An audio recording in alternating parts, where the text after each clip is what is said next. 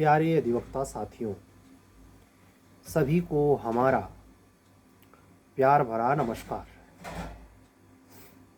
आप सभी लोग स्वस्थ होंगे और अपनी अपनी तैयारी में मस्त होंगे, इस उम्मीद के साथ आज का वीडियो मैं शुरू करता हूँ।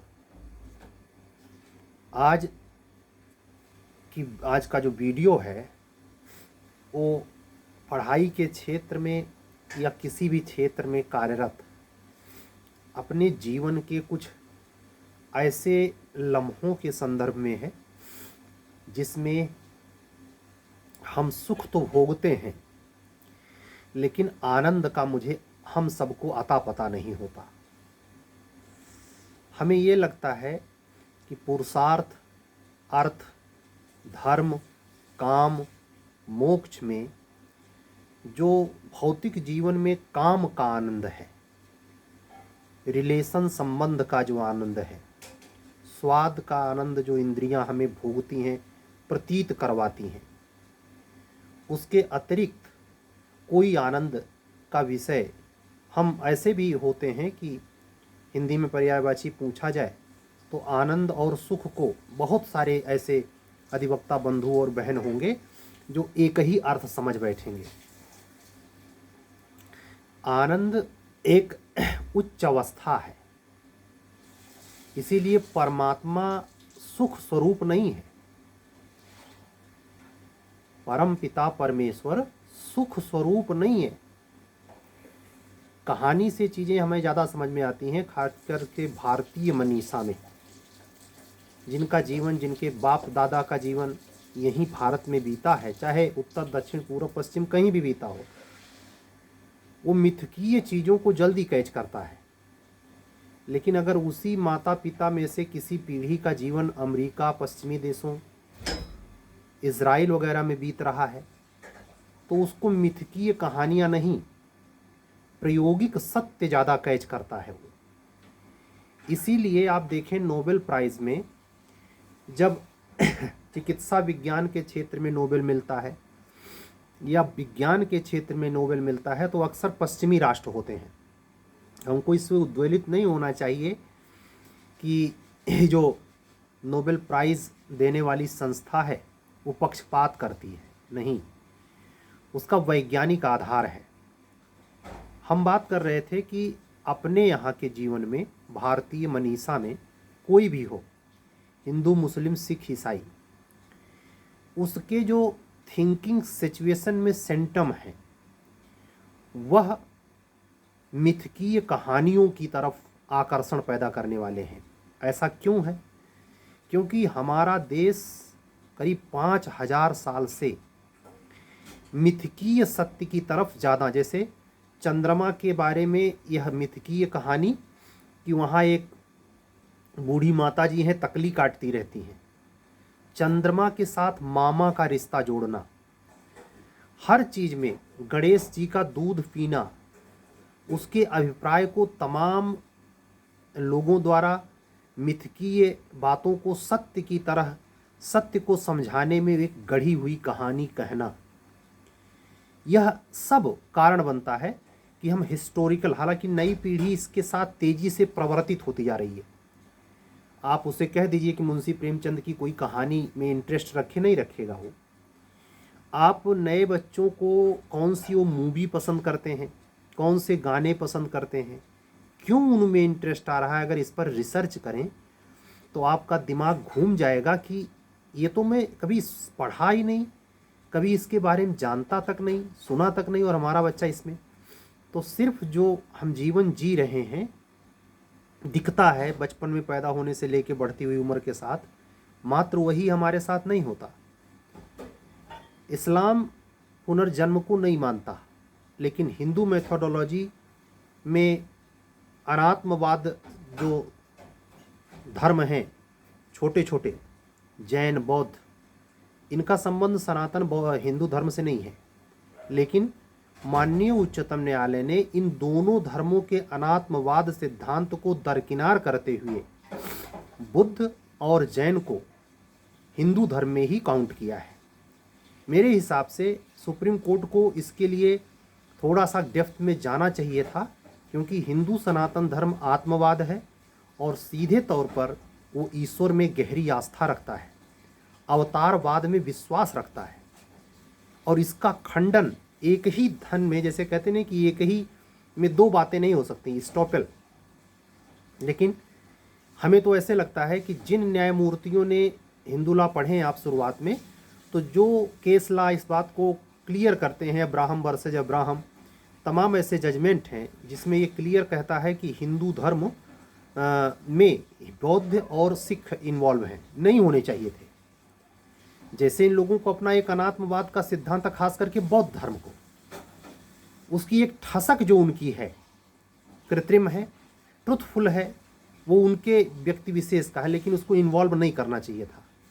लेकिन हम समझते हैं जिस पॉइंट से उन्होंने ऐसा किया, वो इस पॉइंट पे किया जिसमें वो कहते हैं कि वेद में विश्वास है क्या, वेद की बातों पर वो यकीन करता है क्या, तो वो सारे पूर्वज और वो जो बौद्ध धर्म का अनुयायी है करता है। ईश्वर में विश्वास करता है क्या, कितना भी कहे कि हम अनीश्वरवादी हैं, अनात्मवादी हैं, लेकिन वह भगवान भगवान करता रहता है। इन्हीं सब बातों को कोर्ट में जब बहस किया गया होगा तो यह समझाया गया होगा कि भले अनात्मवाद है, हम इसको हिंदू धर्म का हिस्सा मानते हैं, हिंदुइज्म। तो हम बात कर रहे थे कि आनंद की जो कोटि है वो हम कैसे सुख के पैरामीटर पर तौल लेते हैं और उसको हम आनंद मान लेते हैं। ये हमारी बहुत बड़ी मिस्टेक है। परमात्मा न सुखकारी है न दुखकारी है। इसीलिए हिंदू मेथोडोलॉजी में पत्थर में भगवान देखना एक अच्छा कॉन्सेप्ट है। अब जो मूर्ति भंजक हैं, जिनको मूर्ति में विश्वास नहीं है, उनको पल्ले नहीं पड़ेगा। लेकिन अगर मूर्ति में विश्वास नहीं है तो मस्जिद का प्रकट रूप फिर है क्या? मस्जिद का, मक्का मदीना का प्रकट रूप है क्या? आकार ही तो है। उस निराकार तक जाने के लिए, जिसको कबीर निराकार निर्गुण पंथ की बात करते हैं, उस निराकार निर्गुण के लिए क्या आपको नहीं लगता इस्लाम का प्रकट मस्जिद का रूप है, जिसके लिए वो इस्माइल फारूकी का केस और ज़बरदस्त लड़ाई लड़ते हैं? कहने का अर्थ यह है कि और कोई रास्ता नहीं है उस परमात्मा तक जाने के लिए जो अंतरतम में मौजूद है। यहीं पहुंचने के लिए जो बाह्य महिमा मंडल है, जैसे एक मिथकीय कथा की हम चर्चा करना चाहेंगे। वो भगवान शंकर के दो पुत्र कार्तिकेय और गणेश जी, इन दोनों में यह सिद्ध करना हुआ कि कौन अधिक बुद्धिमान है। तो कहे कि जो पूरे ब्रह्मांड का चक्कर सबसे पहले लगा लेगा और उसके बाद माता पिता के पास प्रस्तुत होगा, वो बुद्धिमान और बड़ा माना जाएगा। तो आप अगर देखें तो कार्तिकेय का जो सवारी है वो मोर है, वो उस पर सवारी करते हैं और पूरे दुनिया का भ्रमण करने निकल जाते हैं, ब्रह्मांड का। अतल तल सतल पुलातल जो है 9 तल। और इनकी सवारी गणेश जी की चूहा है। तो उस स्थिति में वो कितना दौड़ सकते थे? उन्होंने माँ शंकर, भगवान शंकर और माँ पार्वती का 7 बार परिक्रमा किया और चुपचाप बैठ गए। तो बुद्धि का कमाल देखिए, गणेश भगवान की पूजा भगवान शंकर से पहले होती है। रिद्धि सिद्धि उनकी पत्नियां हैं गणेश जी की। ये मिथकीय कहानी नहीं है। और जो इसको मात्र मिथकीय कहानी मानता है, जो गणेश जी को दूध पिलाने को मजाक का पात्र समझता है, जो पत्थर पे दूध और दही को गिराने को या चढ़ाने को श्रद्धा भाव से बिल्कुल फिजूल का मानता है, उसका अवचेतन विकसित नहीं है। उसका अवचेतन विकसित नहीं है। बाबा साहब ज्ञान, बुद्धि, तर्क के विषय के साथ कानून के विख्यात ज्ञाता थे, हैं, रहेंगे। लेकिन स्पिरिचुअलिटी का जो तत्वावधान है वो मात्र रिसर्च का विषय नहीं है। पश्चिम का संविश्लेषणात्मक वाद का सिद्धांत देने वाला विद्वान हुआ है कांट, और वहीं पश्चिम में बुद्धिवादी दार्शनिकों में हुआ है रेने देकार्त, जो संशयवाद का सिद्धांत देता है। उसी पर कांट कहता है कि जहाँ तर्क की सारी सीमाएं खत्म होती हैं वहाँ बुद्धि फेल कर जाती है और श्रद्धा का उदय होता है। उस श्रद्धा और विश्वास रूपिणो भक्ति की चर्चा बाबा तुलसीदास जब करते हैं तो कबीर पंथी या कबीर को मानने वाले शत्रुवत भाव से तुलसी की निंदा यहाँ करने से भी नहीं चूकते। अरे यही वो तुलसी जो स्त्री के संदर्भ में ऐसी बातें करता है, फलाने के संदर्भ में ऐसी बातें करता है। हमारी रिसर्च, हमारा ज्ञान, हमारा समझ सिर्फ इस बात के लिए नहीं होना चाहिए कि किस व्यक्ति ने किस संदर्भ में क्या बात कही है और उसको लेकर मिथकीय भावना गढ़ लेना और विरोध करना, निंदित भाव रखना नहीं। हमारा लक्ष्य ये होना चाहिए बदलती हुई परिस्थितियों में कहीं से कुछ अच्छा मिले उसको प्राप्त करना, ग्राह्य करना, और जो बुरा मिले उससे संबंध नहीं रखना। कार्तिकेय जब लौटते हैं और देखते हैं कि गणेश तो हिले नहीं, तो उनको पूरा निश्चिंतता के साथ ये आभास हो जाता है कि हम बड़े साबित हुए। भगवान शंकर उनको समझाते हैं कि देखो बुद्धि का खेल, तुम जिस ब्रह्मांड को बाह्य रूप से वाकई में घूमने चले गए, उस सकल त्रिलोकीय ब्रह्मांड को माँ बाप में गणेश जी ने देख लिया। भगवान शंकर देवादिदेव अनादि अजन्मा है, उनका जन्म नहीं हुआ है। सुना है कहीं भगवान शंकर किसी कोख से पैदा हुए? देवों के देव, ये मिथकीय कहानी है। अब जो कहानियों में विश्वास नहीं करते, इसलिए पश्चिम बड़े बकचोदी टाइप का देखता है हमारे यहाँ आकर, उसको राधे राधे भले करके नाच रहा है, लेकिन वो भाव उसमें आता नहीं जो हमारे यहाँ के बुजुर्गों में, जवानों में। मैंने कई ऐसे वायरल वीडियो देखे हैं जिसमें फौज में, पुलिस विभाग में मस्त आदमी राधे राधे गा रहा है। ये भाव कुछ है ही नहीं।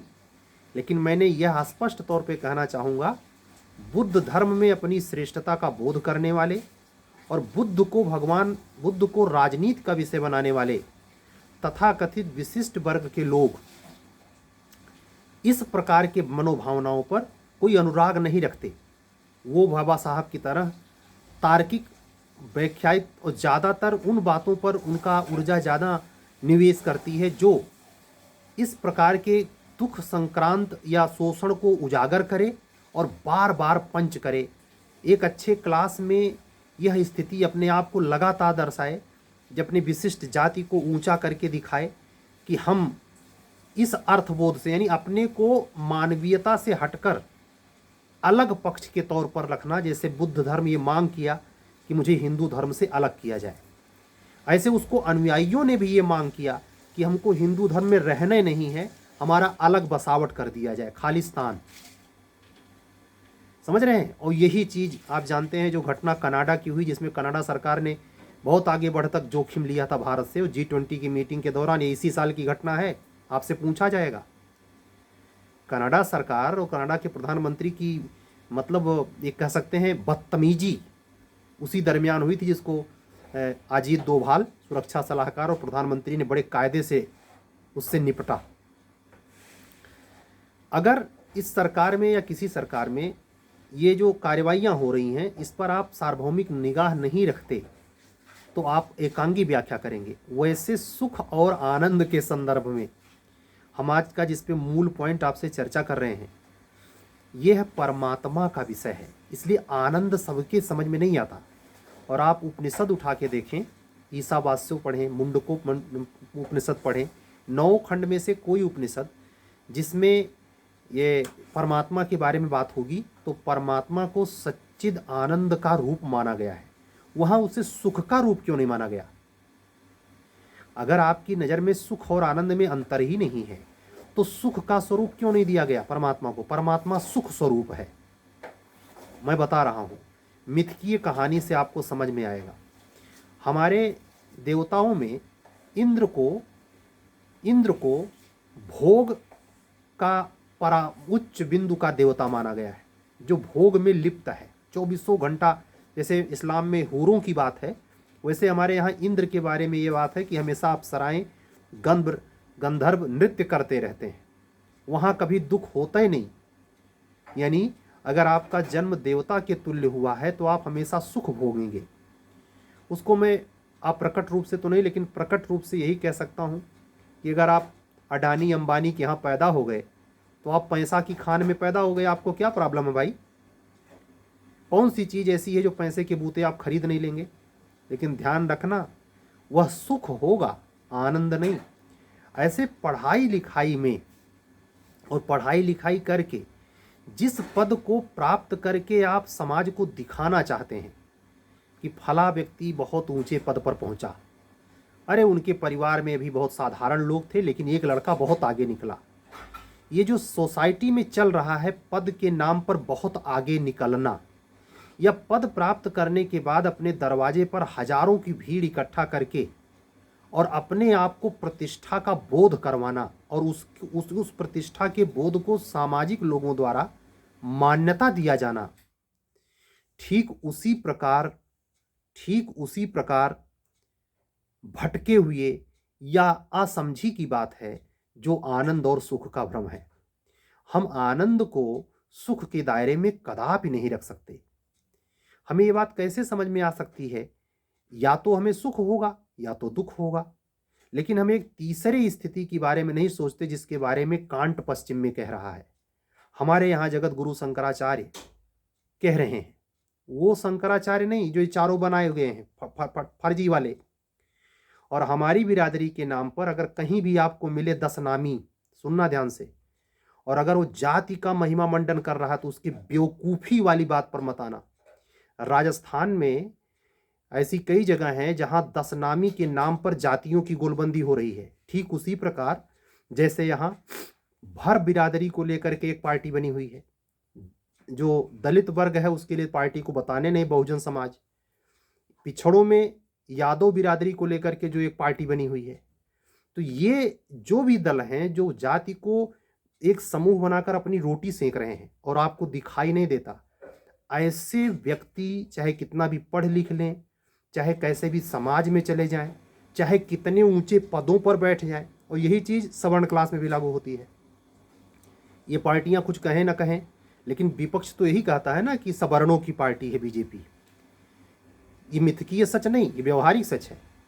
तो इसमें अगर आपको अपने टाइटल के आगे लगाकर और आपको ये लगता है कि हम सवर्णों की क्लास में हैं, तो आप भी जड़ बुद्धिए हैं। क्योंकि जिसमें इसका पराभव करने की क्षमता नहीं है, जिसमें हर व्यक्ति के भीतर इंसान देखने की क्षमता नहीं है, वो परमात्मा को क्या पाएगा? खाक। आप सोचें, एक प्रोफेसर साहब हैं, अब नौकरी से निकाल दिए गए, मैं उनकी चर्चा अक्सर करता हूं क्योंकि उनको लोग सुन रहे हैं। आप विचित्रता देखें, वो व्यक्ति जिस एंटरटर्म प्रोटोकॉल के तहत इंटरकास्ट मैरिज की ओर आगे बढ़ा किया, उसमें वो अपने स्त्री की बिरादरी को प्रोटेक्ट करने के लिए नहीं, अपनी बिरादरी को छोड़ना नहीं चाहता। इसलिए बिहार और उत्तर प्रदेश में एक सोची समझी राज्य, जब इतना ओछा आप कोई चीज़ करेंगे तो आप राजा राम मोहन राय नहीं हो सकते। राजा राम मोहन राय होने के लिए पूरा जीवन हिमालय में काटना पड़ता है, माँ घर से निकाल देती है। ऐसा नहीं चलता। समाज में आनंद की दिशा में बढ़ने के लिए, यानी परमात्मा की तरफ जाने के लिए, समाज में जो बुराइयां हैं, कुरीतियां हैं, उसमें जातिवाद सबसे प्रचंड लेवल पर है, जिसका सारे संतों ने एक सांस में, आप नाम इसलिए गिना रहे हैं कि शेष समाज भड़के, आप नाम इसलिए तेजी से उसको काउंट करते हैं कि जिससे सामने वाली पब्लिक उसका मिसप्रयोग करे, सांप्रदायिक भावना बिगड़े। यह नहीं, आप में जो चैतन्य में था, निमाई जिनका नाम है, पश्चिम बंगाल में आप लोग पढ़ें, चैतन्य महाप्रभु जो दादू पलटू सेन में था, वो क्या उस समय किसी संप्रदाय या व्यक्ति से लड़ रहे थे? मैं पूछना चाहता हूँ। मैं बाबा नागा अर्जुन के बारे में जानना चाहता हूँ, क्या वो किसी से लड़े, किसी को गाली दी, कोई राजनीति की? किसी साधु संत के बारे में सोचिए। और ये जितने साधु संत हैं, चाहे बाबा गोरखनाथ हों, चाहे देवराहा गंगा हों, चाहे साधु सेन हों, चाहे पश्चिम में गुरु गोविंद साहब के खालसा पंथ के पहले जितने, उसमें अंगद गुरु अंगद, जो अंगद गुरु सिख परंपरा रही है, उसमें जितने लोग हुए हैं, उसमें एक चीज़ देखने को मिलती है कि धर्म के साथ साथ तलवार भी है। लेकिन और जो भक्ति में मैं जहाँ आज बात करना चाह रहा हूँ, मैं सुख के ऊपर आनंद की जिस बात की बात करना चाह रहा हूँ, जो परमात्मा परमात्मा परमानंद माधवम, परमात्मा को क्या कहा गया है? परमानंद माधव, परम आनंद का माधव है वो, सुख का नहीं। उसका आभास होता किसे है? कबीर को। उसका आभास किसे होता है? मैं कोई साक्ष्य नहीं पाता बाबा तुलसीदास जी को संत होने का। मैं अपनी समझ से, आप लोग इसको अन्यथा ना लें, मैं अपनी समझ से बाबा तुलसीदास को बेहतरीन विद्वान और कवि तक मानता हूं, बस संत की श्रेणी नहीं है। एक कवि जैसे महाकाव्य रच सकता है जायसी, वैसे कवि ने बहुत, मतलब उन पर दैव कृपा थी हनुमान जी की कि उन्होंने रामचरितमानस लिखा। वाल्मीकि का उतना नाम नहीं हुआ, वो वाल्मीकि का लिखा हुआ रामायण वो लोगों को ख्याति नहीं पाया जितना एक कवि के द्वारा लिखा गया। भगवत कृपा से, माँ सरस्वती का आशीर्वाद, घर घर में रामचरितमानस पढ़ा जा रहा है, समझा जा रहा है, और जितना पढ़ा जा रहा है उसका दूना विरोध करने वाले हैं, ये भी सत्य है, उसका वही है।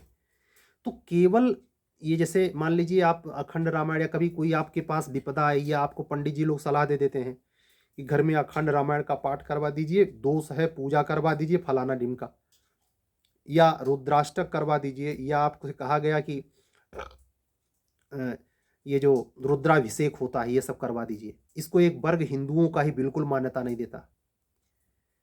तो इन सब चीजों के करने से जानते हैं आप क्या प्राप्त करते हैं? प्राप्त क्या करना चाहते हैं? पद पाके प्राप्त क्या करना चाहते हैं? सुख। सुख।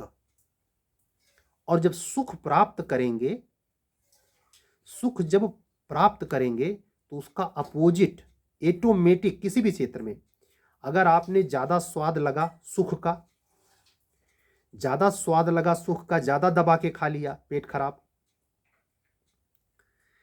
मीठा ज्यादा अच्छा लगा, खूब खाया, डायबिटीज। किसी चीज में जब बहुत भागे, ऐसे पद का जब आपको ये लगे 1 मिला 2 मिला 3 मिला, इससे ऊंचा पद, आप जब एडीएम के पद पे आईएएस के हैसियत से तैयार होते हैं तो आपके ऊपर कम से कम 20-25 श्रेणी और ऊपर मुख्यमंत्री का चीफ सेक्रेटरी होता है। आईएएस बन जाने से काम नहीं चलेगा, इतनी श्रेणियां हैं, प्रमोशन करना है। नायब तहसीलदार आप अगर पीसीएस में हो गए तो आपको प्रमोशन पाके ही जाना है वहां तक, हर दिन प्रमोशन की चिंता। ये सुख और दुख की एक स्वाभाविक श्रेणी है, यहां आनंद नहीं है। आनंद भक्ति रस के उन संतों में है, मीरा में, जिसके निमग्ना अवस्था में चैतन्य महाप्रभु नाचते हैं। आपको हो सकता है साधारण बुद्धि जो अंबेडकर को पढ़ रहे हैं उनको कहाँ समझ में आएगा कि चैतन्य महाप्रभु कौन है। अंबेडकर को पढ़ना बुरी बात नहीं है, वो समझ होनी ही चाहिए। उन्होंने मानवता और समता का संदेश दिया। मैंने कई बार अपने इसी यूट्यूब चैनल से साफ कहा है कि वर्ण व्यवस्था के नाम पर मैं गांधी का समर्थन नहीं करता, बाबा साहब का करता हूँ। लेकिन बाबा साहब का करता हूँ का मतलब ये नहीं कि मैं बस विरोध करूँ और हिंदू धर्म के उन तमाम मान्यताओं को सिरे से खारिज कर दूं जिसमें रस है। मैंने अपने इसी चैनल से कहा कि ये दशरथ के राम नहीं जिन्होंने माँ जगदम्बा को घर से निकाल दिया, खुद क्यों नहीं निकल गए। मैं मान्यता साक्षात नारायण विष्णु सर्व अवतार भगवान कृष्ण को देता हूं। जब हमारे पास सबसे बड़ा एग्जाम्पल मौजूद है तो मैं एकांगी अवतार का इतना महिमा मंडन क्यों करूं। साक्षात 16 कलाओं से परिपूर्ण भगवान कृष्ण इस धरती पे अवतार ले चुके हैं, तो उसके पहले के अवतार के बारे में जो एक सिरी है, एक सिरी की बात करता है, वीरता की। भगवान राम का चरित्र वो खुद कहते हैं गीता में भगवान कृष्ण कि धनुर्धारियों में मैं राम हूं। उन्होंने परशुराम का नाम तो नहीं लिया, उन्होंने अपने किसी अवतार का जिक्र नहीं किया, लेकिन राम का किया। तो वो है, लेकिन जब उससे सॉलिड चीज हमारे पास भगवान कृष्ण का साक्षात विष्णु के रूप में है तो हम उसको ज्यादा महिमा मंडित करें कि एक सिरिय करेंगे तो एक सिरिय हो जाएंगे। हमारे अंदर स्त्री के प्रति जो भावना होनी चाहिए, समाज के प्रति मर्यादा के नाम पर जो भावना दिखाई है भगवान राम ने, और जिसकी इतनी मान्यताएं हैं, बिल्कुल मानने लायक नहीं है। एक साधारण से व्यक्ति की बात का इतना महत्व क्यों? अटल जी सदन में बोलते हुए पाए गए हैं। भगवान राम का एग्जाम्पल देके उन्होंने कहा मैं होता तो तड़ाक से उनको जवाब देता उसी सदन में। क्या कहा कि भगवान राम ने कहा कि मैं मृत्यु से नहीं डरता हूं, बदनामी से डरता हूं। बताइए, वो बदनामी किसके द्वारा हो रही है, इसका भी कोई पैरामीटर नहीं है। जो व्यक्ति, जो प्रभु है, जो अंतर्यामी है, जो परमात्मा है, जिसके लिए हम भगवान राम का मूर्ति बना करके और इतना लंबे समय से लड़के, और डीपी भी लगने लगी है, सुबह शाम आरती भी हो रही है, इससे आप आत्मा तक पहुंच जाएंगे। खुद विचार करें, एक सिरीय भाग आपको पता नहीं चलता होगा ये एक सिरीय है क्या। हमारे बाबा दादा करते आए हैं, हम भी कर रहे हैं, हम भी घंटी बजा रहे हैं। अरे दिमाग तो लगाइए कुछ। आपके ही शास्त्रों में कितनी ऊंची चीजें हैं। आप हिंदू धर्म के ही मेथोडोलॉजी में कबीर से इतना कटे कटे से क्यों रहते हैं, क्या दिक्कत है। तो जब आपको सब कुछ नहीं चाहिए तो आनंद नहीं घटेगा। उसी एक चीज के चाहने के चक्कर में ये पद प्राप्ति भी है। चाहे आप न्यायिक सेवा में जूनियर डिवीजन में जाना चाह रहे हैं, फलाने का लड़कवा गया था पिछले पीढ़ी में, फलाने के घर के से हुए थे, अब की हम हो जाएंगे। कितने लोग हो रहे हैं, इंटरव्यू छप रहा है, वो मानवता के रूप हैं। कल के पेपर में आप लोगों ने न्यूज पढ़ी होगी कि एक बदायूं जिले में अयोध्या से ट्रांसफर्ड एक बहन, लेडी बहन, सिविल जज के पद पे तैनात थी, उसने आत्महत्या कर ली। तमाम आप सुनते रहते हैं, कोई डीजीपी ने ऐसा कर लिया, कोई जिलाधिकारी ने ऐसा कर लिया। अगर पद ही आनंद का विषय है, जिसको समाज, ये तथाकथित वही समाज जिसको भगवान राम ने बड़ी मान्यता दी, मैं इस मामले में बेबाकी से कह रहा हूं, बिल्कुल भगवान के अस्तित्व को नकारता हूं। उनकी ये सब बातें जिसको मर्यादा के तौर पे समाज बहुत मानता है, मैं बिल्कुल एक सिरे से उसे खारिज करता हूं। मैं भगवान का दर्जा उस संदर्भ में रखता हूं जिस संदर्भ में उन्होंने भारतत्व प्रेम, राजपाट त्याग देना, छोटे छोटी जातियों से प्रेमपूर्ण संबंध रखा, उसमें सही है। लेकिन जहां गलत है वहां गलत कहने में चूकूंगा नहीं। भगवान का स्वरूप होता है, आनंद स्वरूप है, तो आप जैसा भजेंगे वैसे हो जाएंगे। जिसकी पूजा करेंगे उनके गुण, उनकी ऊर्जा आप में समाहित होगी। आप निराकार काबा में ऐसे करके दुआ मांग रहे हैं अल्लाह खुदा से, तो आप अल्लाह खुदा के बारे में जो भी कुरान में पढ़ रहे हैं मात्र उतने तक सीमित है कि आपको भी कुछ इहलाम होता है जो मंसूर को हुआ था।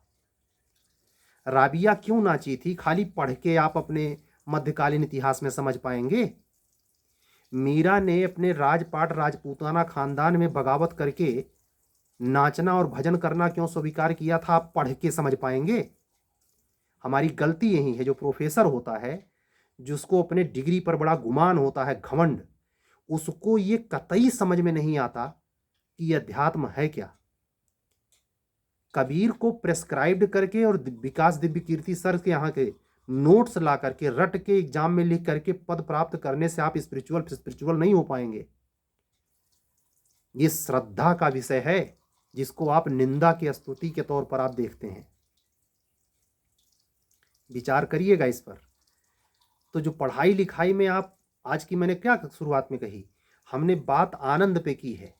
अगर आप इसको खोजने की प्रकृति धारे, मैं मानता हूं कि आज के वीडियो में काफ़ी लोगों को दिक्कत आएगी क्योंकि ये समझ के उनके बाहर होगा, लेकिन मेरा उद्देश्य, मैं रोज कहता हूं, सब्सक्राइबर बढ़वाना नहीं है, उच्च स्तर की बातें करनी है। अगर जो लोग सुनते हैं उसमें से 2-4 भी ये समझते हैं तो बहुत अच्छी बात है।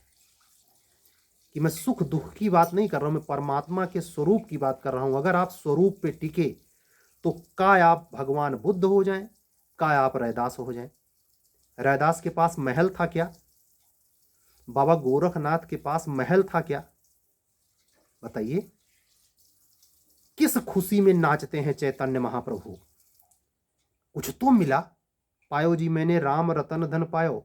ये राम रतन धन ये कि फ्लाइट से उतर करके वहां अपना बनियान कोई दिखा रहा है, कोई घड़ी दिखा रहा है, कोई ये दिखा रहा है कि हमने इतना दान कर दिया है, और उस मूर्ति के सामने जिसका प्राण प्रतिष्ठा संदेह के घेरे में हो, उसका प्रभाव तो आने वाले समय में पता चलेगा ना। मैं उसको नकार नहीं रहा हूं। हमारे कहने का अर्थ यह है कि अभी अभी वो मंदिर स्थापित है, उस पर आप अपने वैभव का प्रदर्शन करके परमात्मा को पालेंगे, ऐसे ऐसे करने से। ये कैसे संभव है कि राम के लिए आप इस तरीके से कर रहे हैं और बाकी देवी देवता और धर्म को आप जी भर के गाली दे रहे हैं? ये परमात्मा का कार्य है। आप भगवा को ही सर्वश्रेष्ठ मानते हैं, बाकी को आप पूरा एकदम जड़ बुनियाद से खत्म कर देना चाहते हैं। आप में और अन्य कट्टर धर्मावलंबियों में क्या अंतर है? आप अपने घरों में बैठे अखंड रामायण का पाठ कर रहे हैं, लेकिन भगवान बुद्ध की साधारण तस्वीर से डरते हैं। जैसे भगवान राम निंदा से डर रहे। अरे निंदा सत्य हो, आपको डिफामेशन में क्या कहता है? आपकी मानहानि अगर सत्य है तो मानहानि नहीं है। कम से कम सत्य और झूठ का तो पता लगा लेते। ये सोचने का विषय नहीं, ये आप अपने जीवन में जब उतार लेंगे तो जिस अवस्था में, जिस एज पर मैं आपसे बात कर रहा हूं, इतने दिनों से, साल भर हो गए, कभी आपको वो चीज नहीं आएगी जो भौतिक वस्तु न मिलने पर लोग आत्महत्या तक कर लेते हैं, जैसे कि वो लेडी जज ने किया। अगर पद में ही सब कुछ है तो कोई भी प्रतिकार, मैं एक घटना बताऊं, नादिया के बारे में सुने होंगे। वो मध्य एशिया में रहने वाली लड़की है जिसका बहुत ज़्यादा यौन उत्पीड़न हुआ। ऐसा केस किसी पुराने ज़माने में हुआ था और किसी बड़े संत के पास जाकर के उसने शिकायत किया, तो उसने अपने जन्म के बारे में, उसको पूर्व हिस्ट्री के बारे में बताया कि एक बार मेरे साथ भी इतने जन्म पहले ये घटना हुई कि हमारे साथ अकेले कम से कम कई पुरुषों ने ऐसे संबंध बनाए ज़बरदस्ती। तो इस जन्म में तू क्या कर सकती है उनके लिए? उनको चाहती है कोर्ट से फांसी की सजा हो जाए, या ये चाहती है कि जो किया उसने किया तो उसको मान के भूल जा? ये चीज स्वीकार कर पाना इतना आसान नहीं है। जहां भारतीय समाज या हर समाज ने बना रखा है कि ये इज्जत को तार तार करता है। पुरुष अपने यौवन को, अपने आंतरिक ऊर्जा को कहां कहां नष्ट कर रहा है, इसका कोई पैरामीटर नहीं, लेकिन स्त्री के लिए 77 बाधाएं खड़ा कर रखी हैं। वैसे कानून भी प्रोटेक्ट कर रहा है उसे। हमने अपने समाज में घृणित चीजों को इज्जत के दायरे में रखा है, इसलिए हमारी माँ बहनें उस जोन को समझ ही नहीं पाई जो एक जमाने में कभी गार्गी हुआ करती थी, अपाला, घोषा। वैसी किसी घर में स्त्री दिखाई पड़ती है क्या? रील बन रहा है, देखिए उसका लेबल पड़ता चलता है। हमारे अपने स्त्री समाज का लेबल क्या है? 3 रूपों में रील दिखाई देता है। पत्नी की भरपूर मजाक है। आप सोचिए हमारे घर की 90% 95% महिलाएं कर क्या रही हैं? हमने कैसा समाज बनाया है? हमें इसमें गौरव बोध होता है कि हम बड़े ऊंचे घराने के लोग हैं। आप जाके कोर्ट कचहरी में देखिए ना, जो अधिवक्ता बहनें घस रही हैं कलम, बैंकों में, शिक्षा विभाग में तो जो चल रहा है चल ही रहा है। ये किसी को आनंद का आता पता है? सैलरी के बाद कुछ खाने का आनंद, कुछ पहनने का आनंद, कुछ दिखाने का, ये सब सुख है। आनंद का विषय भीतर से है, और वो भीतर केवल जरूरी नहीं है कि ध्यान लगाएंगे तभी आएगा, नहीं, वो भक्ति रस में डूबने से भी है। भजन या किसी को आप हेल्प करते हैं और उसको दिखाते नहीं हैं, तो आपको जो व्यक्तिगत अनुभूति होती है वो सुख नहीं, आनंद है। आप जब किसी थके हारे पथिक को पानी पिला देते हैं और उससे कोई शुल्क नहीं लेते, ये आनंद है। हल्की सी झलक, उस आनंद का परम रूप परमानंद है। इसीलिए जिसने एक पक्ष पकड़ा उसने क्या कहा? सेवा ही धर्म। जिसने एक पक्ष पकड़ा तो उसने कहा यतो धर्म ततो जया। जिसने एक पक्ष पकड़ा उसने क्या कहा कि मैं धनुर्धारियों में राम हूं। लेकिन इस मानव जीवन में आपके स्वभाव जो पिछले कई जन्मों के कारण है, उस स्वभाव के अनुरूप आपका ऐसा आचरण कि संसार में रहते हुए भी किसी को मन वचन वाणी से अगर कष्ट ना पहुंचाएं, और आपका जो स्वभाव है, आप अगर इस स्वभाव के हैं कि आदि गुरु शंकराचार्य की तरह, पतंजलि की तरह ध्यान मार्ग पर आगे जा सकते हैं, उस सहारे परमात्मा के परमानंद को उपलब्ध हों, तो आपका जीवन धन्य हुआ। आप प्रतिष्ठा के कारण बने, पद नहीं। आप 99.99 अधिकारियों को पाएंगे, उनको स्पिरिचुअलिटी छू नहीं गई है। ये अधिकारी जो जांच वांच करने वाले आते हैं, इनका चरित्र देखिए। ये कानून से बंधे, कानून सीखे हुए निष्ठुर, एकदम तेजहीन लोग होते हैं। हाँ, जिनका स्वभाव संस्कार ऐसा होता है वो काम करते करते तेजवान होते हैं, वो पिछले संस्कार हैं। इस पर हमारी कोई शिक्षा व्यवस्था नहीं है। जिस जमाने में संदीपन मुनि के आश्रम में भगवान कृष्ण शिक्षा लेने गए थे और उनको शिक्षा दी गई थी, उसी समैया पे सुदामा भी तो शिक्षा ले रहे थे। कृष्ण क्यों भगवान का स्वरूप बने और सुदामा के साथ क्या हुआ आप जानते हैं? चना चुरा के खा रहे थे। उनका भी अपना स्वभाव था और एक तो अजन्मा पैदा हुआ था साक्षात नारायण।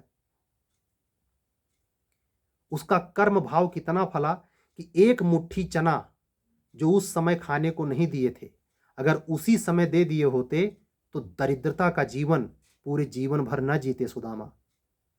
ऐसे जब आप भगवान से छल करेंगे, कैसे? रिश्वत लेकर। भगवान से छल करेंगे भाई का हक मारकर। भगवान से छल करेंगे अपने दोस्त से चीटिंग करके। भगवान से छल करेंगे हमारे द्वारा पढ़ाए गए क्लास को देकर किसी दूसरे को शेयर करके। जब ये सब करेंगे तो आपको चालाकी से सुख तो नसीब होगा और उसके अपोजिट जब दुख आएगा तो फ्रस्ट्रेशन में आत्महत्या करेंगे, लेकिन आप आनंद के लिए कभी उपलब्ध नहीं होंगे। इसीलिए परिस्थिति कैसी भी हो, कबीर के पास कोई महल नहीं था लेकिन आनंद में मग्न है व्यक्ति। इसीलिए देखें, आनंद राजा का स्वभाव नहीं है, फकीर का है। इस्लाम में एक सूफियाना कॉन्सेप्ट है, उसमें सूफी वर्ग के जो धर्मावलंबी हैं, आप मोइनुद्दीन चिश्ती के बारे में पढ़ें, हजरत निजामुद्दीन के बारे में पढ़ें, ये लोग मस्त होके नाच रहे हैं। और किसके दरबार में? वो कहता नहीं कौन सा दरबार, आप लोग कमेंट करके बताइएगा, जिसने चैलेंज किया था दिल्ली के सुल्तान को, नहीं आऊंगा तेरे दरवाजे पर। बहुत बुलाते रह गए, दरवाजे पे नहीं गए हजरत निजामुद्दीन। ये ठाठ कब आता है? ये सबसे बड़ा ठाठ है। ये वो ठाठ नहीं है कि एक मूर्ति बनवाने के लिए दुनिया को दिखा रहे, राजनीति है पक्की। इसका संबंध आपके परमात्मा से नहीं है। यहां मूर्ति पे आरती करने से नहीं कुछ होने वाला। जन जो जीवित है, जो आपका सगा भाई, कम से कम परिवार से शुरू कीजिए। एक पक्ष है सेवा भाव, सब नहीं कि खाली सेवा करते रहेंगे परमात्मा मिल जाएगा ना। सेवा का भी अहंकार आ जाता है दान करने के लिए। इसीलिए तो पुराण पढ़कर एक एक हिस्सा पढ़ के, जैसे एस्ट्रोलॉजर तमाम हो गए हैं, केवल 4 दिन पढ़ा उसके बाद एस्ट्रोलॉजी कर रहे हैं, ऐसे थोड़े होता है। भगवान बुद्ध के एक किताब, उनके द्वारा बोले गए एक किताब का अध्ययन करके लोग गुरुवाई कर रहे हैं, जैसे पंडितों में पंडिताई चल रहा है। ऐसे नहीं होता। वो परम आनंद का विषय है, ध्यान रहे। ये अनपढ़ को भी घटित होता है पिछले जन्म के प्रादुर्भाव से। आपको ये जानकर हैरानी होगी, जिस हिंदू युवा सम्राट को, विवेकानंद को हम मानते हैं और उनको ये मानते हैं हिंदू धर्म के प्राण प्रतिष्ठा, वो परमात्मा को उपलब्ध नहीं थे। ये सुनकर आप तन्न रहेंगे। हमने कभी कबीर को सर्वश्रेष्ठ नहीं किया, जिसने इंसानियत की पाठ पढ़ाई। हम तुलसी का महिमा मंडन खूब किए जा रहे हैं, घर घर में रामचरितमानस चल रहा है। क्या दिक्कत है भाई तुलसी से, वो कबीर से? क्या प्रॉब्लम है? क्या प्रॉब्लम है कि वो उपनिषद के, ईशावास्य उपनिषद की ये लाइन, सर्वे भवन्तु सुखिनः सर्वे सन्तु निरामया सर्वे भद्राणि पश्यन्तु मां कश्चित् दुख भाग भवेद, को पुष्ट करते हैं। कोई देश, कोई राष्ट्र नहीं होता पूरे ब्रह्मांड पे जैसे परमात्मा जर्रे जर्रे में है, वैसे स्पिरिचुअलिटी का कॉन्सेप्ट होता है। स्पिरिचुअलिटी का कॉन्सेप्ट मंदिर मस्जिद नहीं है। मंदिर मस्जिद ही नहीं है ऐसा कहें, नहीं तो आप गलत फहमी में फिर पड़ जाएंगे। इसका कहने का अर्थ कदापि यह ना समझिएगा कि मंदिर मस्जिद में है ही नहीं, है। वो मंदिर मस्जिद ही नहीं है, जैसा कि एक विशेष धर्म के लोग जैसे हिंदू हिंदू चिल्लाकर केवल मंदिर में ही बांधना चाहते हैं। क्यों? तो आज का विषय आनंद था। 40 मिनट हम डिसकंटिन्यू बोले हैं। आप इस पर मंथन करें, अपने अध्ययन के बारे में सोचें। सुख के बारे में सोचते हैं तो दुख ऑटोमेटिक आता है, दुख के बारे में सोचते हैं तो अपोजिट सुख से तो अवगत हैं, अनुभव गम्य है। लेकिन कभी सोचें आनंद भी क्या होता है। आखिर कौन सी चीज घटी थी भक्तिकालीन संतों में तुलसी को छोड़कर? ध्यान रखना, तुलसी परम उपलब्ध संत नहीं है। मैं डंके के चोट पे कह रहा हूं रामचरितमानस पढ़ने वाले लोगों। ऐसे संत को पकड़िए जो विवेकानंद भी नहीं है, परमात्मा वो हैं, रामकृष्ण परमहंस हैं, जो जिनके गुरु थे। लेकिन विवेकानंद नहीं। तो वो ठाट से कि विवेकानंद की तस्वीर स्क्रीन पे लगा के और अपने आप को भगवा पहन के हिंदू दिखा रहे हैं, आप नहीं पहुंच सकते, गलत लाइन पे पकड़ लिया है भाई। आपको अगर जज बनना है तो 2500 पेपर में औसत से बेहतर नंबर आना चाहिए। आज 2 फोन हमारे पास आया कि सर हमको हिंदी में 27 नंबर दिया है, देगा? ऐसे एक पक्ष लेकर के भागो। सनातन सनातन के नाम पे पूरा दिमाग खराब कर रखा है। सोचिए, मैं आपको एक इंटरेस्टिंग एग्जांपल देता हूं। अपने कॉन्स्टिट्यूशन के पेपर में आप लोगों ने पढ़ा होगा अरुणा राय का केस, और नहीं पढ़ा होगा तो पढ़िएगा। जस्टिस धर्माधिकारी का धर्मनिरपेक्षता पे विचार। उन्होंने कैसे सर्वधर्म समभाव और शिक्षा के क्षेत्र में जो चीज किसी भी धर्म से अच्छी हो उसको पढ़ाने के लिए प्रेरित किया, एज ए न्यायमूर्ति सुप्रीम कोर्ट ऑफ इंडिया। मैं आज की बात यहीं पूरी करूंगा। आज की बात आनंद पे थी, उस नैतिकता के उच्च मानक पे थी जिसको प्राप्त करने के बाद कुछ प्राप्त करना शेष नहीं रह जाता, और वो प्रतिष्ठा का विषय होना चाहिए, उसको पाने की लालसा होनी चाहिए। ये नहीं 55 करोड़ की गाड़ी खरीद लाए और प्रतापगढ़ में खड़ी करके उसके आगे बैठ रहे हैं, उस पर रील बन रही है। ऐसे मूढ़ को अगर आदर्श मानेंगे तो हो चुका। क्योंकि आप जितने कम क्षेत्र के बच्चे को, व्यक्ति विशिष्ट वस्तु को आदर्श मानेंगे, आप परमात्मा बहुत व्यापक है, अति सूक्ष्म भी है, सर्वव्यापक है, जर्रे जर्रे में समाया है। जिसकी आप घनघोर निंदा कर रहे हैं, जिसको ये सब सुना रहे हैं उल्टा सीधा, उसमें भी वही बैठा है। आज की बात पूरी कैसी लगी कमेंट करके बताएं। कल फिर मिलेंगे। अगर आप हमारे जो कार्यक्रम चल रहे हैं, संडे को मुझे कोई क्लास देनी नहीं रहती, अपने बच्चों के सलाह पर मैंने फैसला लिया है। आने वाले समय में जब एचजीएस की चीज़ें क्लियर होंगी तो मैं इस पर दोबारा विचार करूँगा। तो UP HGS, Bihar HGS pre main test series, UP APO, UP junior division pre main test series से अगर जुड़ना चाहते हैं तो हमारा व्हाट्सअप नंबर है 7705090393 पर व्हाट्सअप करके जुड़ सकते हैं। अगर आप हमारे चैनल पर नए हैं तो चैनल को सब्सक्राइब करें, लाइक करें, अन्य उन अधिवक्ता मित्रों तक जरूर पहुंचाएं जो न्याय के क्षेत्र में मॉरल वैल्यू हाई रखते हुए अच्छी तैयारी में हैं, 2-3 बार इंटरव्यू दिए हैं या मेंस दिए हैं। कल फिर मिलेंगे, तब तक के लिए विदा दीजिए। सभी को हमारा जय सिया राम, शुभ रात्रि, सत्यमेव जयते।